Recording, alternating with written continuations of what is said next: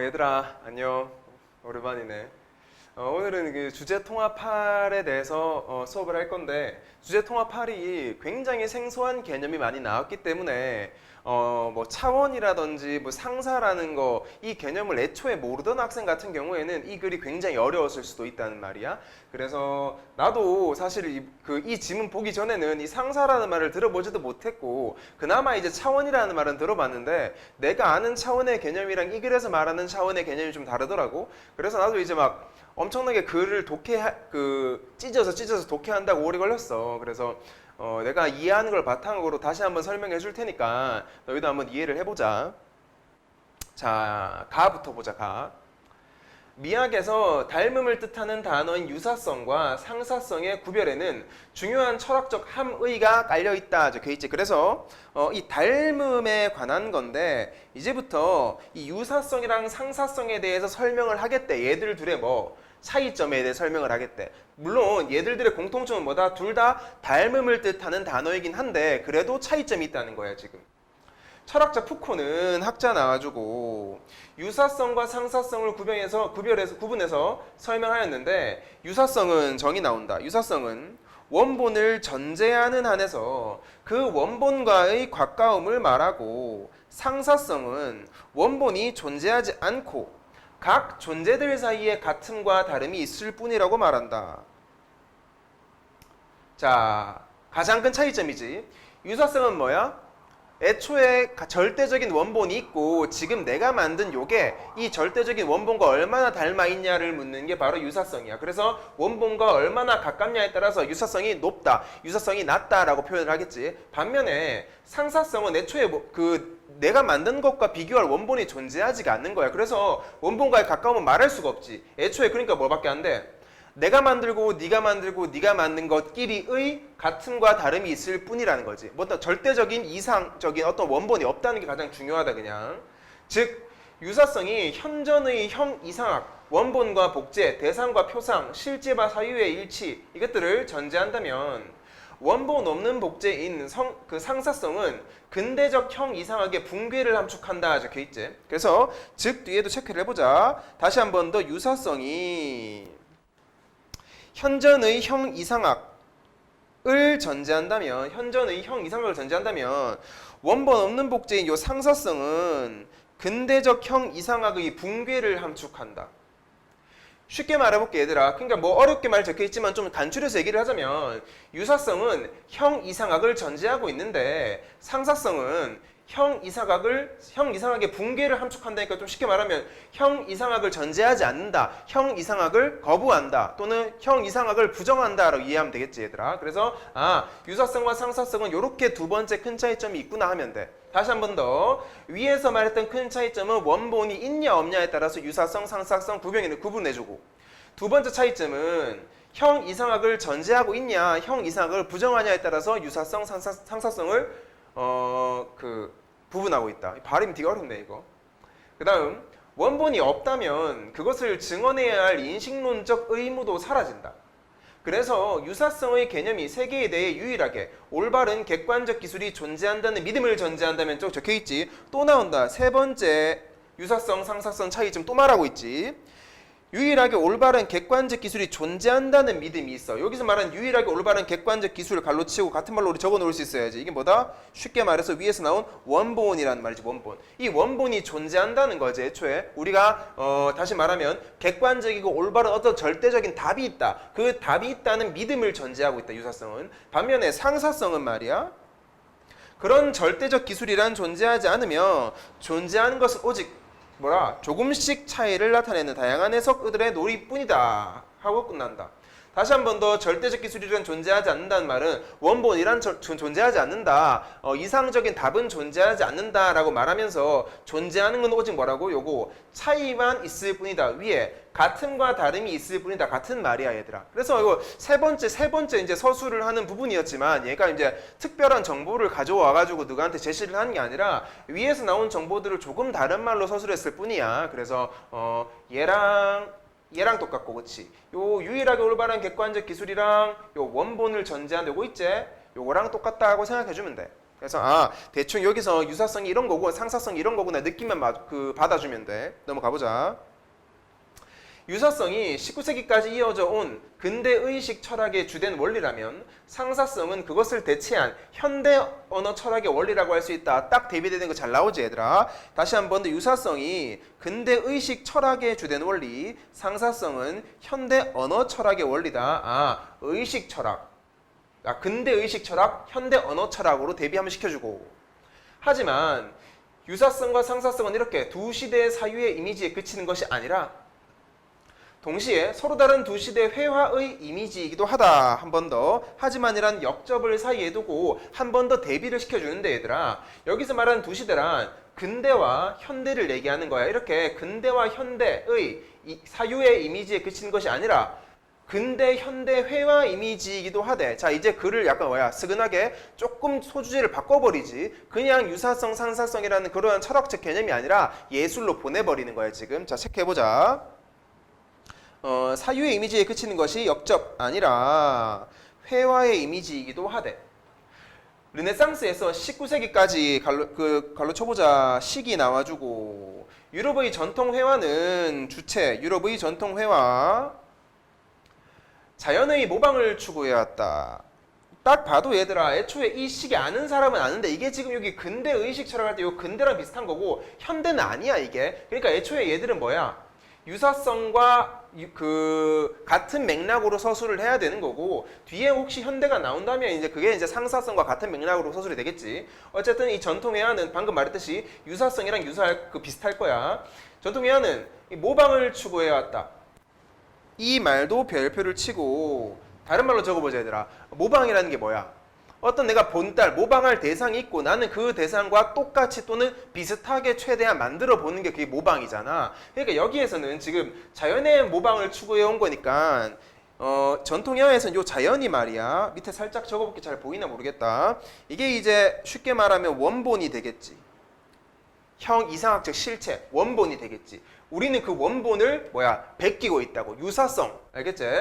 그것은 어디까지나 유사성의 예술. 딱 나오네. 유사성의 예술이었다. 이때 회화의 진리는 뭐냐? 원본인 자연과 얼마나 닮아 있는가에 있었다. 원본인 자연과 얼마나 닮았는가 하는 데에 있었다 이거지. 그래서 앞 문장 다시 넘어가보자 얘들아. 1단락 다시 넘어가서 얘랑 똑같은 말이 있다. 얼마나 닮았는가. 앞 문장 가시면 여기 잘 봐.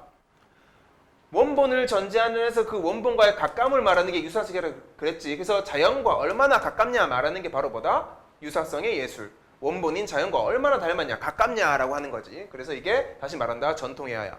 하지만 오늘날 나오네. 오늘날 다시 말하면 현대지. 현대.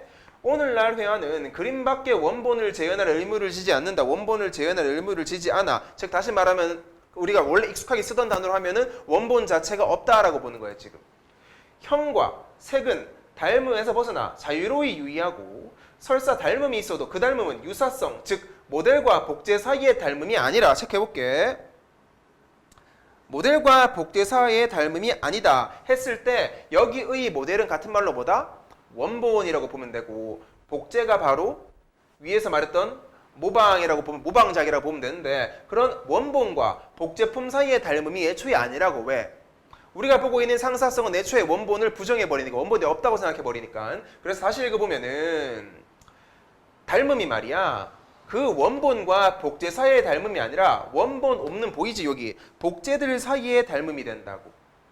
즉 유사성의 원리는 복제가 원본을 닮아야 한다는 동일성에 집착하지만 유사성의 원리는 뭐다? 복제가 원본을 닮아야 한다는 여기 동일성 별표 쳐놓자. 요 어휘 좀 알아놔라 얘들아. 동일성 얼마나 그 원본과 똑같냐를 집착하지만 상사성의 논리는 어떻대? 집착에서 벗어나 복제들 사이의 차이를 전개하여 원본의 구애됨이 없이 주관적인 상상의 수평적 놀이를 즐긴다까지야. 수평적 상상의 놀이. 자, 여기서 얘들아 막히는 이렇게 했고 혹시나 학교 문제든지 또는 이 글을 정확하게 더 이해하고 싶은 사람들은 이런 식으로 봐도 돼. 상사성의 논리가 분명히 이거는 확실히 이해했겠지. 복제들 사이의 차이 여러 번 얘기했다 얘들아. 복제들 사이의 닮음 요거. 근데 그 밑에 보면 새로운 어휘가 나와. 주관적인 상상의 수평적 놀이를 즐긴다 적혀있지.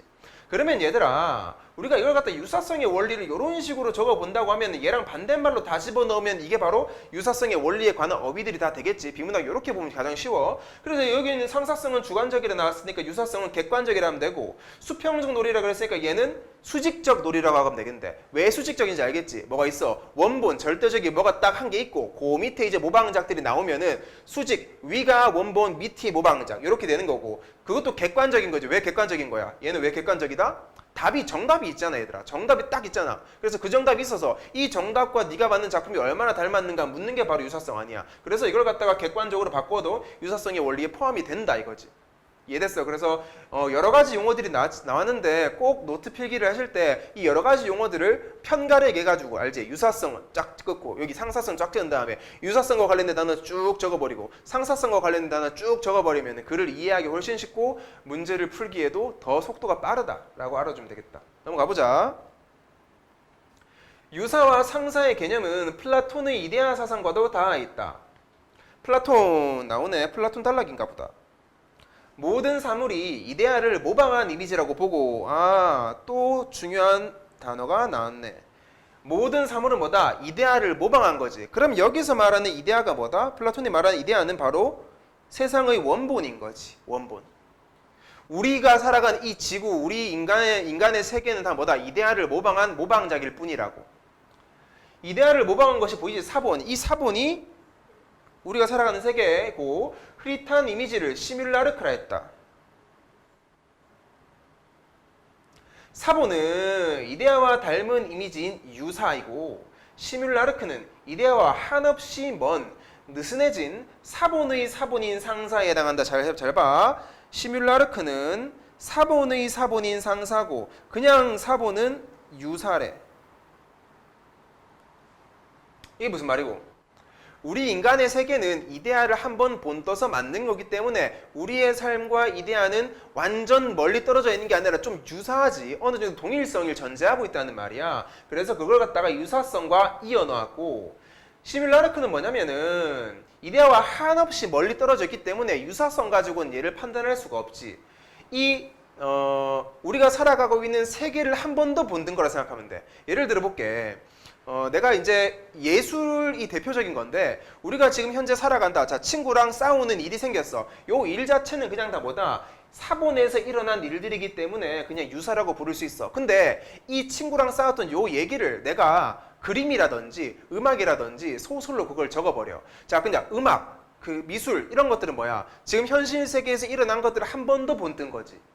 또 다른 말로 해볼까? 내가 자연의 어떠한 모습을 본떠서 내가 또 그림을 그렸어. 그럼 뭐야? 이 자연은 실제하는 거지만 그림은 얘를 한 번 더 본뜬 거지. 그러니까 모방의 모방이라고.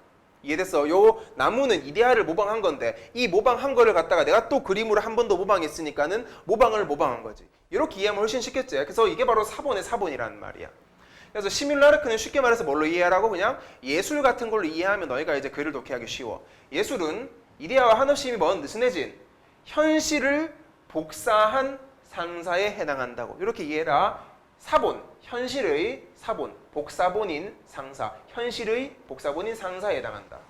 예컨대 그래서 모나리자 예시를 든다. 모나리자는 16세기 이탈리아의 여인을 실제 모델로 사실적으로 모사한 사본이기에 유사라고. 자, 여인을 실제 모델, 요게 이제 우리 앞에서 배웠던 걸로 따지면은 원본이겠지. 이 원본을 모사한 사본이기 때문에 유사래. 자, 원본을 한 번 본뜬 거지. 실제로 그 여인이 여기 존재하고 있는데 그 여인을 한 번 본뜬 거니까 유사인데, 반면에 앤디 워홀의 메릴린 먼로 시리즈는 애초에 복제품이었으니까 얘가 애초에 뭐야? 모사가 된 건데 그 몰로 사진을 다르게 반복해 한 번 더 모사했지. 이게 바로 뭐다? 한 번 더 모사. 그러니까 이게 바로 사본의 사본이라고. 이게 바로 시뮬라르크다 이거야. 근데 얘들아, 내가 이제 요 가를 읽으면서 궁금증이 생긴 게 있는데, 난 이런 생각도 했었어. 이 예시를 조금 정보를 좀 덜 주지 않았나라 예시를 생각을 했었는데, 이 모나리자는 16세기 이탈리아의 여인을 실제 모델로 했지. 근데 이 여인이 말이야, 이 사람도 그럼 이데아를 본뜬 거 아니야? 이 현실 세계가 다 이데아를 모방한 거라면은 우리가 현실 세계에 살아가고 있는 이 여자 또는 인간도 이데아를 모방했으니까 애초에 이 여인이 모나리자 주인공 그 여인이 한번 모사가 된 여기서 말하는 사본이 아닌가라는 생각을 했었어. 그렇게 생각을 하기 시작하면은 얘가 원본이 아니라 사본이 되는 거고 얘를 갖다가 그림으로 그린 이 모사한 사본은 이게 다 뭐다? 그러면 상사가 아닐까라는 생각을 했었어. 근데 이제 이 글을 이제 요렇게 이해하면은 막 꼬인단 말이야. 그래서 그냥 여기에 딱 끊은 다음에 예컨대부터 요 마지막까지는 별개로 봐줘. 그냥 이데아를 생각하지 말고 애초에 사본과 사본의 사본을 설명하기 위해서 그냥 이데아 대신에 그 여인을 그냥 원본으로 보자라고 전제를 하고 이제 글을 적었다고 생각하시면 조금 궁금증이 덜할 거야. 이게 나만 궁금할 수도 있는데 여기가 글을 자주 보다 보면은 이 별개 다 거슬려. 아무튼 그랬어. 그래서 여기까지가 가였어. 유사와 상사. 나로 넘어가 보자. 자, 과학에서 닮음을 이해하는 것은 그 실제 크기의 장치나 건물 등을 만들지 않고 모형 실험을 수행하여 실제의 다양한 현상을 이해하는 데 도움이 된다.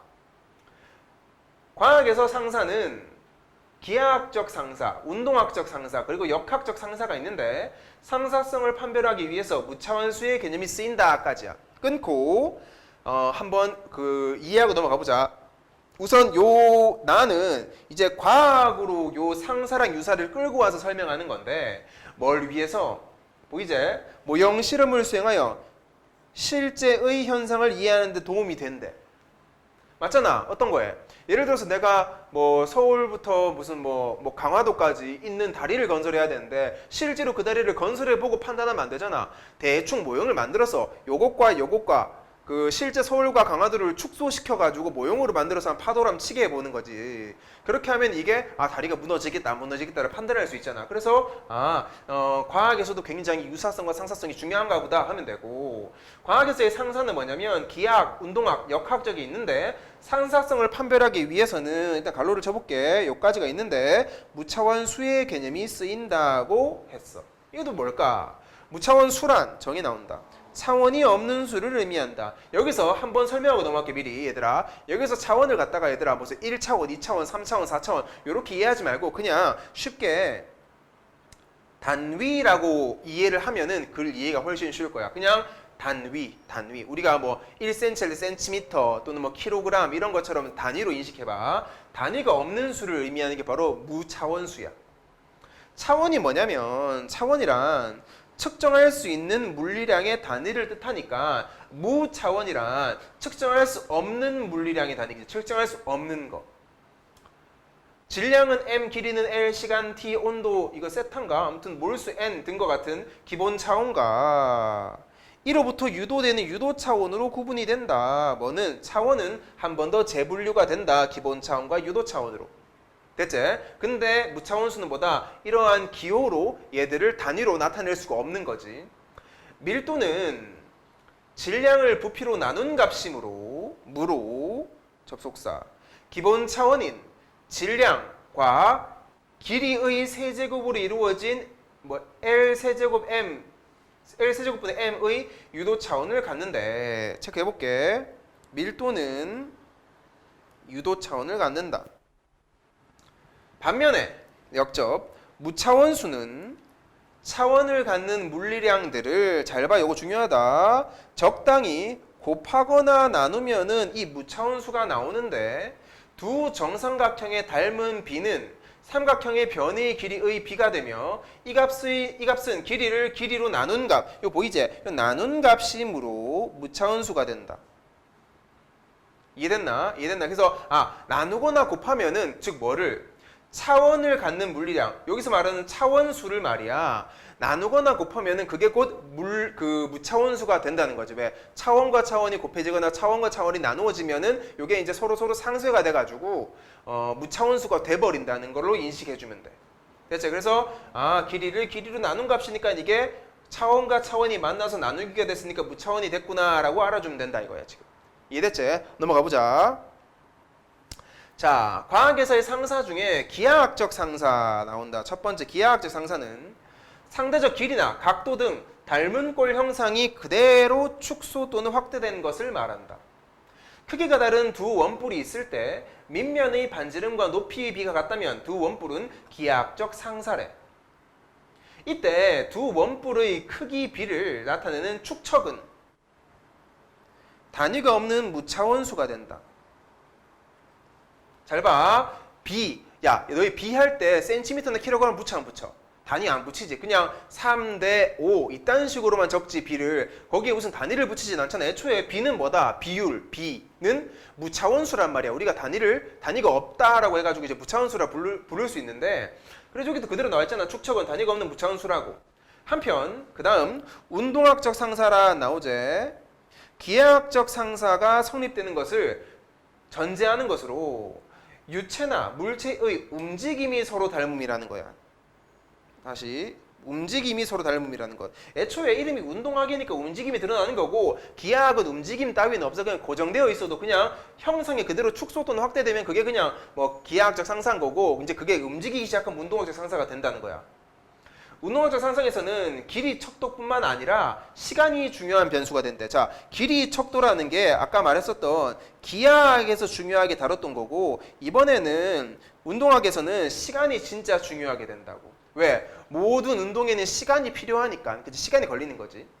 가령 그림과 같이 커다란 원통과 기하학적 상사인 작은 원통을 만들고 요 동그라미가 원통이야 얘들아. 그냥 위에서 내려다보는 생각해라. 원통 하나, 작은 원통 하나 만들고 바람이 불 때 공기의 흐름 여기 보이지? 웨이브 관찰한다고 하자. 이때의 모형은 작은 원통과 이를 지나는 바람이 되며 요게 뭐다? 모형이야 모형. 얘가 찐이라고 하면 얘가 모형이야. 되며 여기서 길이 축적은 원통에서뿐만 아니라 유체의 흐름을 나타내는 유선에서도 성립한다. 길이 축적은 다 뭐다? 무조건 성립해야지. 왜? 길이 축적은 운동학적 상사에서는 애초에 기하학적 상사가 성립되는 거니까 기하학적 상사라는 건 아까 여기 말했지? 뭐 높이, 길이 같은 거 요 길이 따지는 거였으니까 길이 축적은 애초에 성립이 된다고 하고 그래서 여기에서 나온 웨이브랑 여기에서 나온 웨이브의 길이도 똑같다. 요 원통과 요 원통의 반지름 길이나 지름 길이도 똑같다라는 전제한다. 그리고 A에서 B까지 유체가 유선을 따라 흐를 때 걸린 시간을 T. 여기 위에 A에서 B까지 T가 걸린다. 자, 여기까지가 T 걸렸고 유체가 A-에서 B-까지 축적된 거, 자, 축소된 거 여기도 T-라고 부른다고 한다. 시간 축적 T-분의 T를 정의할 수 있는데 닮음에 해당하는 어느 부분을 잡아서 계산해도 이 값은 같다. 시간 축적을 정의할 수 있지. 근데 어떤 부분을 잡든 A에서 B-로 하든 A-에서 C-로 A에서 C, A-부터 C- 요거 다 B가 똑같게 된다고. 똑같게. 따라서 원형의 한 지점과 이에 해당하는 모형의 한 지점의 속도의 비는 길이 축적 때 시간 축적의 비로서 일정한 값을 가지게 되며 이와 같은 관계가 성립할 때 두 경우는 운동학적 상사성을 갖는다고 말한다. 자, 한번 정리하고 넘어가자. 좀 어려웠어. 잘 봐. 그 속도라는 게 얘들아 계산을 해보면은 시간분의 거리인 건 알지? 시간분의 거리야. 그러니까 요거를 갖다가 속도의 비를 구하고 싶어. 여기에서 흐르는 유체의 속도랑 여기에서 흐르는 유체의 속도의 비를 알고 싶으면 우리가 얘를 알아야 되지. 근데 비율을 말하는 거니까 애초에 시간에 뭐 넣어야 돼? 시간 축적을 집어넣고 거리에는 길이 축적을 집어넣으면 되잖아. 시간 축적 분의 길이 축적을 하면은 이게 바로 속도의 비가 되겠지. 이해됐어? 그래서 요거를 이렇게 이해하셔도 되고 조금 더 이제 조금 색다르게 이해하고 싶거나 좀 쉽게 나는 이게 더 쉽던데 이해하고 싶으면은 위에 기하학적 상사 같은 경우에는 축적이 하나 나왔지. 그러니까 어떤 대상을 축소 뭐 몇 대 몇으로 축소하겠다 축적 한 번 쓰는 걸 갖다가 기하학이라 한다면 얘는 지금 두 번 쓰는 거지. 어떻게? 시간의 축적까지 써버리는 거지. 그래서 축적이 두 개가 묶여 있지. 뭘로 나눈다 이거 있지. 요렇게 되면 이제 이게 뭐다? 운동학적 상사성이 되는 거야 지금. 그래서 위에 기하학은 길이 즉 거리만 따졌다면 얘는 시간까지 따지기 때문에 따블이야. 따블이니까 운동학적이라고. 이해됐나? 그래서 요까지 이해해주면 되겠다. 됐지? 넘어가 볼게. 다음 마지막으로 역학적 상사란 힘의 측면에서 닮았다는 의미래. 이제는 뭐다? 길이랑 시간에 합해서 힘까지 나와버려. 역학적 상사는 기하학적 상사와 운동학적 상사를 전제로 한대. 전제로 하는 거니까 역학적 상사를 만족한다는 말은 운동학과 기하학은 자동인 거야 이제부터. 자, 간단한 구조물인 외팔보의 처짐에 대해서 생각해보자. 외팔보란 정의 나오제. 수영장 다이빙 보드처럼 한쪽 끝만 고정된 막대를 말한다. 외팔보는 자체의 무게 때문에 끝이 처지는데 중력과 외팔보의 탄성력에 따라 처지는 정도가 다르다. 요거 있잖아. 혹시 이해 안 될 수도 있으니까 내가 그림으로 잠깐 그려볼게 얘들아. 다이빙대라고 하니까 뭐 이거 다이빙대를 세우고 여기 이제 나무 판때기 한 개를 이렇게 세워놓을게. 됐지? 여기 나무 판때기를 치자. 여기서 사람이 이제 서가지고 다이빙을 하는 거지. 띵띵띵 점프하다가. 그래서 다시 보면은 잘 봐. 외팔보는 이 자체 무게 때문에 이렇게 처지지 자꾸 밑으로 휘잖아. 이 중력이랑 외팔보의 탄성력에 따라 처지는 정도가 다르대. 예를 들어볼게 얘들아. 그 중력이 진짜 우리 지구보다 더 강하면은 얘가 밑으로 더 처지겠지. 맞나? 반면에 얘들아 탄성력은 뭐야? 원래의 상태로 되돌아오려는 성질을 탄성력이라 그러잖아. 그래서 탄성력은 얘가 이렇게 만들어놨을 때 이 상태, 그러니까 일직선 상태를 유지하고 싶은 게 탄성력인데 얘가 자동적으로 자꾸 이렇게 처진단 말이지. 맞지? 중력 때문에. 그래서 탄성력이 커지면 커질수록 얘는 다시 뭐다? 똑바로 서게 되겠고 중력이 크면 클수록 밑으로 내려가게 된다고 생각해라 얘들아. 이해됐지? 넘어가 보자. 이때 보의 끝부분이 아래로 내려가는 처짐은 D는 재질의 탄성력과 보의 길이, 보가 중력에 받는 힘인 보의 비중량에 의해서 결정이 된대. 방금 설명했지? 탄성력이 크면은 처짐은 뭐다? 탄성력이 크니까 처짐은 적어지겠지. 탄성력은 다시 원래 상태로 복귀하려는 움직임이니까 덜 처지겠고 보의 길이가 길면 길수록 얘는 더 처지겠지. 중력을 많이 받잖아. 그 다음 보가 중력에게 받는 힘이 크면 클수록 D는 또 커지겠지. 자, 원형과 모형 사이에 무차원수의 탄성력 대 중력의 비가 같으면 체크해볼게. 무차원수인 탄성력 대 중력의 비가 같으면 무차원수인 상대 처짐은 원형과 모형이 같게 된다. 과학에서의 상사성에 대한 논의는 축소 혹은 확대 모형 실험 분석으로서 이를 원형에 대한 결과로 환산해 줄 수 있는 기반을 제공하며 비용과 시간을 절약하게 해준다는 점에서 굉장히 과학에서의 상사성은 중요합니다 하면서 끝나는 거예요 지금. 이해됐지? 그래서 뭐 요까지가 나 글이 끝이라고 보시면 된다. 됐나? 그래서 혹시나 좀 이해 안 된 사람들은 얘들아 내가 정리할 때 조금 더 자세하게 해줄게. 일단 문제로 넘어갑시다. 자, 1번 문제다. 다음은 가나를 읽고 A 학생이 작성한 활동지와 이에 대한 B 학생의 평가래. 올바른 거 다 고르란다 지금. 9분. A 학생이 작성한 활동지 내용이다. 공통점 묻고 있네. 가랑 나 읽고. 자, 닮음이 어떤 의미를 가지는지에 대해 사례를 제시하면 적혀 있지. 자, 가에는 어떤 사례가 나왔다? 뭐 상사성과 유사성에 관해서 글을 전개했었고 닮음에 대해서 또 아까 상사성, 유사성 말할 때 무슨 모나리자 그림도 가져오고 무슨 예시도 많이 들었었잖아. 그래서 가에는 당연히 있는 거고 나에서도 마찬가지로 이러한 그림까지 써가면서 다이빙 보드든 뭐든 이 그림까지 써가면서 예시를 들었기 때문에 B 학생이 적절하다고 평가한 것은 잘 된 거지 지금. 두 번째, 시대적으로 특정 개념 원리가 어떻게 달리 구분되는가. 자, 시대적으로부터 해서 게임이 끝나버렸지. 시대가 유일하게 한 번 나왔나? 아까 르네상스 시대부터 뭐 19세기인가 그거 한 번 나왔고 다음에 나오지 않았는데 시대적으로 어떻게 다르게 구분되는가 말하려면은 16세기, 17세기, 18세기, 19세기 다 뭐야 통시적으로 글이 적혀야 된다는 말이지. 근데 얘를 갖다가 B가 적절하다고 해놨으니까 얘는 안 되고. 가와 달리 나에서는 상사성이 원본과 복제 사이에 주관적인 공통점을 중시함 적혀있지. 자, 상사성이 원본과 복제 사이에 공통점 안 되지. 왜? 애초에 상사성은 뭐가 없어야 돼? 원본이 없어야 되니까. 그래서 이걸 갖다가 부적절하다고 잘 적어놨으니까 답이 기역 디귿이 되겠네 얘들아. 됐지? 넘어갑시다. 2번 문제. 가와 나를 바탕으로 이해한 내용으로 적절하지 않은 것 고르란다. 1번부터 볼까? 미학에서의 유사성은 원본과의 가까움을 지칭한다. 뭐 괜찮지? 원본과 얼마나 가까운 역에서 유사성 나왔고 원본 나왔으니까 뭐 문제 없어. 2번. 운동학적으로 상사이면 기하학적으로 상사여야 된다. 아까 기억나나 얘들아? 운동학적 상사성은 기하학적 상사성을 전제로 한다라고 했었었지. 그래서 뭐 얘도 괜찮고. 3번. 물을 가열할 때 물의 시간당 온도 변화는 기본 차원을 갖는다 적혀 있어 지금. 자, 시간당 온도 변화라고 하고 있지. 잘 봐.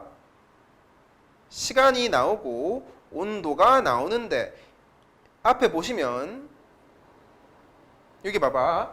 시간은 기본 차원에 있고 온도도 그 기본 차원에 있어. 근데 시간당 온도의 변화는 이 기본 차원을 짬뽕을 해야지 만들 수 있지. 나누든지 곱하든지 해가지고. 그래서 너희가 지금 보고 있는 3번 같은 경우에는 기본 차원을 갖는다가 틀렸다 이거야. 그러면 얘는 뭐랑 관련될까? 기본 차원이 아니라 유도 차원이라 해야겠지. 기본 차원 길이 묶여가지고 적는 시간당 온도 변화는 유도 차원입니다 하면은 이제 뭐 적절하게 되겠지. 넘어가 보자. 자, 그 다음 3번 문제. 가를 바탕으로 보기를 이해한 내용으로 가장 적절한 거 고르래. 자, 보기 한번 읽어보자. 르네상스 시대의 화가들은 원근법을 사용하여 세상을 향한 창과 같은 사실적 그림을 그렸대. 현대 회화를 출발시켰다고 평가되는 인상주의 화가들이 의식적으로 추구한 것도 이러한 사실성이래. 그들은 모든 대상을 빛이 반사되는 물체로 간주하고 망막에 맺힌 대로 그리는 것을 회화의 목표로 삼았다. 햇빛의 조건에 따라 다르게 그려진 모네의 낯가리 연작이 그 예이다 하고 있어. 그래서 인상주의 화가 또는 르네상스 시대의 화가들은 뭐를 사실성 중시한다. 망막에 맺힌 그대로 그리는 것을 회화의 목표로 삼았다. 이거는 뭐다? 내 눈에 비친 다른 대상을 똑같이만 그리는 거지. 똑같이만 그리면 되잖아, 그대로. 그러니까 얘는 오히려 누구의 영역? 유사성의 영역과 똑같겠지. 있는 그대로 얼마나 똑같이 그리냐를 판단하고 평가하는 거니까 유사성과 관련된 이제 글이었고, 그 밑에 세자는 좀 다르대. 그럼 얘는 뭐 상사성이겠네. 그림의 사실성이란 우연적 인상으로서의 외관보다는 사물임을 드러낼 수 있는 본질이나 실제에 주관적으로 다가간다. 이 주관적이라는 말 보이지 얘들아? 그러니까 이런 게 있잖아. 본문에서 얼마나 그 개념에 해당하는 단어를 잘 기억하고 잘 마킹을 해놓냐에 이제 달려있는 건데, 아까 내가 주관적 굉장히 강조하지 않았나? 너가 아까 본문 보시면은 내가 그 개념에 해당하는 단어 좀 알아놓으라는 게 있었는데, 여기 보시면 여기 있네. 이 상사성 논리가 이 주관적이라 그랬고 유사성은 객관적, 이런 예시를 많이 들었어요. 그래서 주관적 나오자마자 이건 무조건 상사성이다라고 바로 판단을 해야지 얘들아. 그치? 이건 이제 상사성이지. 그러면 세잔이 그린 과일 그릇이나 사과를 보면 대부분의 형태는 실물보다 더 단순하게, 그러니까 뭐야, 완전히 그 대상과 똑같이 그리고 싶지 않다는 거예요. 지금 유사성은 상관없다 이거예요. 지금 모네의 그림에서는 볼 수 없었던 부자연스러운 윤곽선 둘러져 있으며 원근법도 정확하지 않대. 어느 한순간 망막에 비친 우연한 사과의 모습 대신 사과라는 존재를 잘 드러내서 포착을 했던 문제의식을 잘 보여준다 하고 있어. 그러니까 얘는 오히려 뭐랑 관련된 거야? 원본과 한없이 먼 그런 거지. 아까 시뮬라르크? 아무튼 그거랑 비슷하게 된 거지 지금. 어쨌든 요렇고. 문제를 보시면 자, 답이 여기 4번이었는데 세잔 나오고 원본과의 닮음에서 벗어난 자유로운 우리 뭐 딴지 걸 게 없지. 너무 잘 적었지. 답이 그래서 4번입니다 하고 됐지? 이해됐지? 넘어간다. 자, 5번을 보면은 나와 보기를 바탕으로 4번, 5번 물으면 답하란다. 유체가 어릴 때 그림 읽어가지 흐름이 흩어지지 않아서 일직선으로 쭉 가는 걸 갖다가 측류라고 부르고, 그림이처럼 유체를 구성하는 분자들이 서로 섞이면서 흐르는 흐름을 난류라고 한다. 일직선이 아니라 막 섞이는 거네. 유체가 측류인지 난류인지는 무차원수인 레이놀즈수로 판단을 할 수 있지. 레이놀즈수 뭔지 몰라 나도. 레이놀즈수의 물리적 의미는 유체가 계속하여 운동하려는 관성력과 유체의 흐름을 방해하려는 점성력의 비다. 뭐가? 레이놀즈수는 점성력과 관성력의 비례. 레이놀즈수는 관의 내부 직경, 유체의 속도, 유체의 밀도를 곱한 값을 유체의 점도로 나누어 구할 수 있다. 존나 복잡해. 어떻게? 여기서부터 이까지 그걸 다 곱하면은, 이거를 곱한 다음에 유체의 점도를 분모에 딱 두면은 구할 수 있대. 레이놀즈 수가 2100 이상에서는 난류가, 100 이하에서는 충류가 형성된다. 그 사이 값에서는 충류와 난류가 혼재한다까지야 지금. 네, 근데 지금 보시면 얘들아, 이게 숫자가 적힌 게 아니라 단위가 적힌 거 보이지? 관 내부 직경 이 단위, 요 단위. 그러니까 여기서 지금 말하고자 하는 보이지? 레이놀즈 수라는 것도 진짜 숫자가 아니라 단위라고 생각하면 돼. 어떠한 단위냐라고 묻는 거예요 지금. 그래서 이제 문제를 풀로 넘어가 보자. 자, 4번 보시면 보기에 대한 이해로 가장 적절한 건 물었는데, 이게 답이 이제 5번이었거든. 5번도 굉장히 쉽게 풀 수 있어. 직경이 다른 원통형의 관속을 물이 흐를 때 레이놀즈 수가 같다면 말이야, 두 흐름은 기하학적 상사이자 역학적 상사냐고 묻고 있지.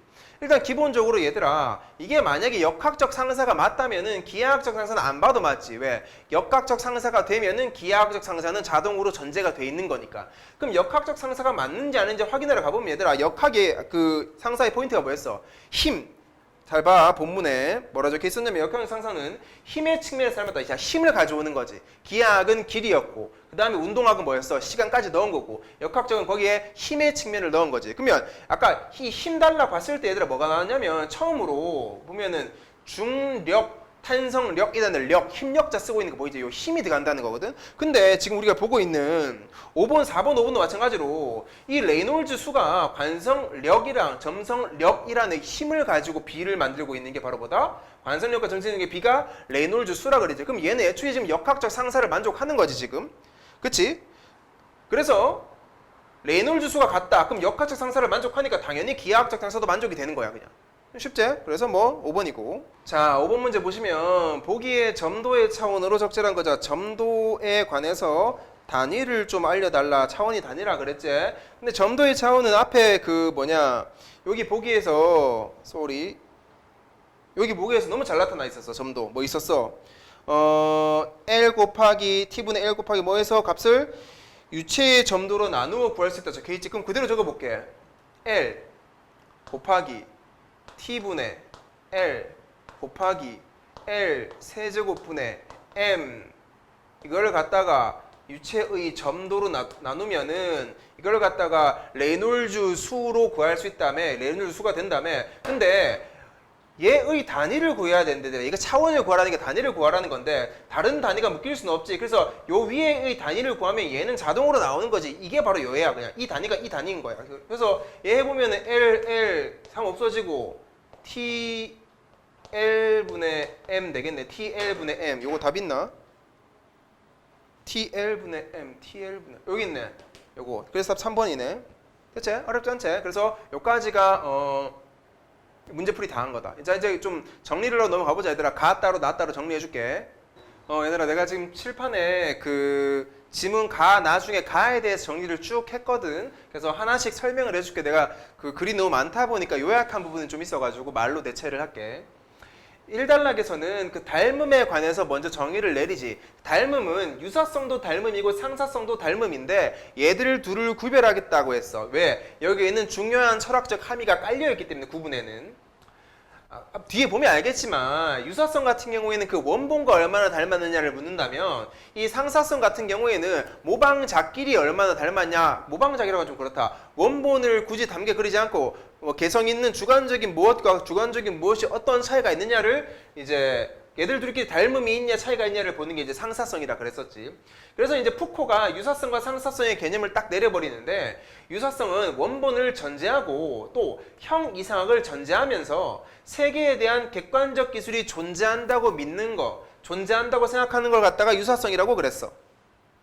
그런 믿음. 반면 상사성은 원본이 애초에 존재하지 않고 형 이상학을 붕괴시킨다 그러지. 그래서 거부하고 객관적 기술 동안 세계에 대한 객관적 기술 동안 존재하지 않는다라고 믿는 거야. 즉 상사성 입장에서는 존재들끼리의 차이만 있을 뿐이지 원본, 객관적, 절대적, 이런 수직적 그런 거 없다고 지금. 그게 지금 푸코가 말하는 상사성이라 그랬다.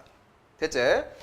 그 다음 2단락에서는 철학과 회화의 입장에서 유사성과 상사성을 설명하는데 일단 철학에 관한 서술은 2단락에 한 줄, 두 줄밖에 없었어. 유사성은 근대의식 철학의 원리고 상사성은 현대 언어 철학의 원리라고 이제 뭐 마무리 짓더라고 이렇게. 그 다음에 이제 그 집중하는 게 이제 회화 쪽이 나왔어. 회화 쪽. 회화를 보시면 전통 회화랑 현대 회화를 나눠가지고 쭉 전개를 했었는데 이 전통 회화는 근대를 얘기한다. 여기 본문 보시면 르네상스에서 19세기까지라고 적혀 있었어. 근대를 얘기하는데 이 전통 회화는 애초에 자연과 똑같이 그리기, 자연을 모방하는 걸 추구했단 말이야. 그래서 이걸 갖다가 유사성의 영역이라고 말을 했었다. 자연은 원본이라 보면 된다 얘들아. 반면 현대회화 같은 경우에는 원본을 재현한 의무를 가지지 않지. 그렇기 때문에 굉장히 주관적이고 수평적 논리라 그랬어. 단 닮음이 존재하긴 존재하지. 왜? 아까 말했잖아. 아무리 상사성이라도 닮음이 없을 수가 없어. 닮음 안에 유사성과 상사성이 있으니까. 단지 얘의 닮음은 복제들 사이에 닮음이 존재하는 것뿐이지 원본과 복제물 사이의 닮음이 존재한다는 게 아닌 것뿐이야. 됐나? 자, 그 다음 단락 가보자. 자, 3단락이 오면은 이제 플라톤의 이데아라는 개념을 가지고 한 번 더 서술을 하지. 자, 플라톤은 이데아를 모방한 것이 현실 세계인 사본이라 그랬어. 이데아를 모방한 게 사본이다라고 하면서 그렇기 때문에 이데아랑 현실은 가깝고 닮아 있을 수밖에 없지. 그래서 이게 이제 유사라고 했었고 시뮬라르크는 이데아와 너무도 먼 거리, 너무나 멀리 떨어져 있었기 때문에 흐릿한 이미지를 했기 때문에 요거는 상사라 그랬어. 그래서 시뮬라르크는 사본의 사본이라는 말도 썼는데 요 개념이 잘 이해가 안 될까봐 내가 밑에 예시까지 적어놨다 얘들아. 우리가 지금 길에서 보고 있는 나무들은 이데아를 모방한 이데아를 본뜬 그러한 현실이란 말이지. 그래서 그걸 사본이라 부르는데 나무 그림은 이 사본을 한 번 더 스케치를 해버린 거잖아. 사본을 모방한 예술이지 나무 그림은. 그렇기 때문에 이걸 갖다가 사본의 사본이라고 부르는 거지. 물론 본문에 있는 모나리자로 이해해도 되지만 그건 좀 내가 보기에는 확실히 확 이해가 되진 않더라고. 그래서 이렇게 이해하시면은 가달락에 대한 이해는 끝이다. 됐지? 자, 그러면 나로 넘어가 보자. 자, 얘들아 이번에는 나에 관한 정리를 다 해놨거든. 그래서 나에 관한 정리도 한번 설명을 해줄게. 1단락에서는 애초에 이 글에 이제 나 글의 주제를 던졌어. 과학에서의 닮음이 어떤 것이냐에 관한 거였어.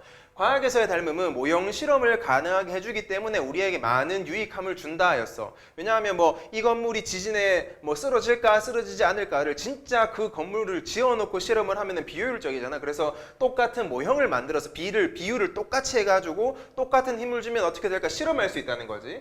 그래서 이제 이 과학에서의 닮음을 설명하기 위해서 차원이랑 무차원에 관한 개념을 먼저 설명하는 게 1단락이었어. 그래서 무차원수는 쉽게 말해서 차원이 없는 수를 말하고 차원을 곱하거나 나누었을 때 차원과 차원이 곱해지거나 차원과 차원이 나눠지면은 뭐가 된다? 이게 서로가 상쇄가 돼가지고 무차원 수가 된다고 했었거든. 그래서 얘랑 반대되는 개념으로 차원을 말을 했었어. 차원은 측정 가능한 물리량 단위이므로 무차원 수는 다시 말하면 측정 불가능한 물리량의 단위겠지. 그러니까 애초에 B라는 것 자체가 단위가 없잖아. 그걸 말했어. 그래서 이 무차원 수로 과학에서의 상사를 설명하는 데 도움이 된다라고 했었어. 어찌됐든 차원은 방금 설명했듯이 측정 가능한 물리량 단위를 설명하는데 차원에는 기본 차원이 있고 유도 차원이 있지. 물론 나는 이렇게 기본 차원이라고만 적어놨지만 혹시나 그 내신 대비하기 위해서 좀 꼼꼼히 하고 싶은 사람은 기본 차원 땡땡 치고 쭉 적으면 돼. 교과서에 있는 거 뭐 질량, 길이, 시간, 온도, 몰수 뭐 이런 게 등등 있었어. 그게 기본 차원이고 이러한 기본 차원을 바탕으로 도출해낼 수 유도되는 게 바로 유도 차원이라 그랬지. 이해됐나? 자, 이 유도 차원이랑 기본 차원은 무차원이 아니다. 차원은 차원이야. 단위가 있다는 거지. 자, 2단락부터는 이 기하학적 상사에 대해서 얘기를 한다. 즉, 이 과학에서의 상사에 대해 무차원수를 통해서 설명하겠다고 했는데 이 과학에서의 상사는 세 가지가 있었지. 뭐 기하학적, 운동학적, 역학적 있었는데 첫 번째인 기하학적 상사에 대한 설명이었어. 기하학적 상사는 닮은 꼴이 축소 또는 확대되는 걸 갖다가 이제 기하학적 상사라고 했는데 여기서는 그 길이 그 거리나 길이가 가장 중요한 포인트였어. 그래서 예를 들어 볼게. 뭐 이렇게 보면 돼 얘들아. 요게 정사각형 있고 얘랑 똑같은 정사각형 그린 다음에 얘랑 얘의 비를 말하는 거지. 뭐해서 1대 4라고 하는 순간 이 1대 4라는 비는 무차원수라는 말이지. 내가 실제의 크기를 뭐 축소했다 쳤을 때 1대 4의 비를 갖는다 해서 무차원수를 쓴 거야 지금 내가. 됐지? 그래서 요거는 이제 이렇게 맞췄고 두 번째로 그나마 좀 예시가 나오면서 복잡하게 설명했던 게 운동학적 상사였어. 운동학적 상사는 기하학적 상사를 애초에 전제하고 있고 그러므로 운동학적 상사가 있다라는 말은 기하학적 상사는 자동으로 있는 거야. 여기서는 움직임이 서로 닮은 걸 갖다가 이제 운동학이라고 보는데 요 네모만 딱 그려놓으면 기하학인데 이 네모가 움직인다고 생각하는 거지 이제. 이럴 때는 이제 운동학적 상사로 설명을 해야 되는 거지. 여기서 말하는 바로 요 움직임이 뭐다? 무차원수가 된다. 무차원수가 돼. 여기서는 뭐였어? 길이였다면 여기는 길이도 마찬가지겠지만 얘는 전제돼 있으니까 포인트는 이 움직이는 속도가 무차원수가 된다 이거지.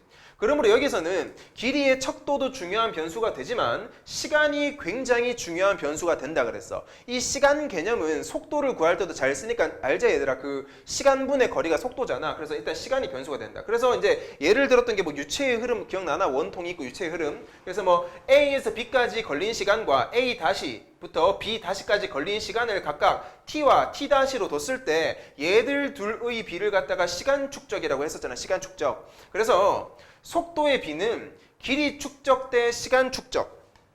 그 본문 보시면 길이 축적돼 시간 축적이 비로소 일정한 값을 가지게 되며 이게 성립할 때 일정한 값을 가질 때 얘들은 운동학적 상사가 있다라고 설명을 했었어. 이해됐나? 그래서 이걸 조금 더 풀어 설명하면 이렇게 되겠지. 아까처럼 좀 그려볼까요, 내가? 뭐 이렇게 원통이 이렇게 있을 때 뭐 이렇게 흐름이 흘러가 조그맣게 그려서 뭐 이렇게 흘러간다 치자. 그래서 요 점에서 요까지 갈 때, 요 점에서 요까지 갈 때의 뭐다? 걸린 시간과 요게 걸린 시간을 이제 재보자고. 여기서 여기까지의 거리 축적과 여기서 여기까지의 거리 축적, 시간 축적이 이제 일정한 값을 가질 때, 예를 들어서 뭐 여기에서 여기까지의 거리가 뭐 3m다 하고 여기서 여기까지 걸린 시간이 뭐 10초다 했을 때 얘가 1대 뭐 2대 1로 줄인다고 했으면 요거는 1.5m가 되겠고 5초가 된다는 거지. 이게 3m니까 1.5, 10초니까 5초. 뭐 이런 식으로 일정한 비를 가질 때 이제 이게 운동학적 상사가 있다라는 거예요, 지금. 이해됐나? 그래서 여기는 이 시간이 변수가 되고 시간이 굉장히 중요한 포인트였구나까지 인지해 주면 돼. 됐지? 그 다음 마지막 3단락 가보자. 3단락은 이제 역학적 상사에 관한 거였는데 얘는 기하학적 상사랑 운동학적 상사를 애초에 전제하고 있다라는 거지. 얘랑 똑같다. 그래서 여기서는 이제 움직임 그리고 뭐 길이가 아니라 얘들은 기본이고 힘의 측면에서 닮은 걸 설명하는 거야. 어떻게 힘이 작용하냐. 그래서 여기서는 뭐 중력, 뭐 탄성력 하는 력이 자꾸 쓰였지. 예시로 웹8보라는 걸 드는데 다이빙 점프대를 생각하면 된다. 처짐 D 정도는 탄성력 그리고 보의 길이, 그 판때기의 길이 중력에 따라 달라진다. 그래서 탄성력과 보의 길이랑 중력이 바로 변수가 되는데 원형과 모형의 탄성력, 중력 비가 같으면 처짐이 같다라고 적어놨지. 근데 쌤 이쪽에서 왜 보의 길이는 왜 여기 없어요? 야 당연한 거 아이가? 보의 길이가 이제 실제 크기고 모형은 실제 크기보다 더 작아질 거 아니야. 그러니까 어차피 이 보의 길이는 모형과 실제는 다를 수밖에 없지. 하지만 이 탄성력과 중력은 맞출 수가 있는 거지. 그래서 이제 원형과 탄성력, 중력비가 같으면 처짐이 같다. 여기서 말하는 처짐이라는 게 바로 무차원수가 되는 거지. 얘들, 힘의 측면에서 힘이 닮았으니까 이 처짐이 같다. 그래서 내가 한 개 팁을 적어놓은 건 이거지. 탄성력이 크다면은 그 보의 처짐은 줄어들 거고 중력이 크다면은 그 보의 처짐은 올라갈 거다 하면서 이제 뭐 설명을 쭉 했었어. 됐지? 그래서 이게 차원과 무차원에 관한 설명 끝이다. 다음에는 주제 통합 몇이냐? 9로 만나자.